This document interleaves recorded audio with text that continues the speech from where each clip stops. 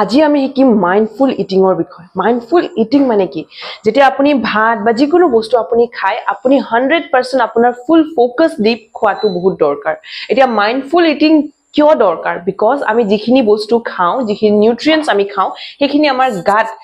লাগাটো বহুত দৰকাৰ এতিয়া আমি মাইন্ডফুল ইটিং খাম কেনেকে এটো হয় কি আমি বুজিলো এতিয়া আমি খাম কেনেকে নাম্বার 1 আপুনি যেতিয়া ভাত বা যিকোনো বস্তু খাব বহিব প্লেটৰ ওচৰত তেতিয়া আপুনি ফোন বা টিভিৰ পৰা দূৰত থাকিব ডিস্ট্ৰেক্ট যাতে নহয় ফুল কনসেন্ট্ৰেট দি খোৱাত মনোযোগ দি ভালকে খাব সেকেন্ড আপোনালোকে পানী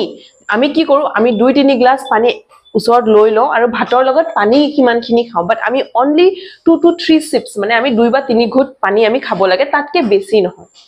এতিয়া কিয় বিকজ যেতিয়া আমি পানী বেছি খাও তেন্তে কি হয় আমাৰ হজম শক্তিটো স্লো হৈ যায় এতিয়া থাৰ্ড হৈছে আমাৰ যে আমি যেতিয়া আমি ভাত খাম তেতিয়া আমাৰ 80% ফুল কৰাটো বেছি দৰকাৰ মানে আমি কি কৰো পুৰা যেতিয়ালৈকে পেট ফুল নহয় আমি কন্টিনিউ ভাত খাই থাকো বাট আমি 80% ফুল কৰিব লাগে 20% স্পেস ৰাখি দিব লাগে তেতিয়া কি হ'ব আমাৰ লং টাৰ্ম ডিজিজ যেনেকে ডায়াবেটিস গ্যাস্ট্ৰিক বা ফ্যাটি লিভাৰ এনেকুৱা টাইপৰ বেমাৰৰ পৰা আমি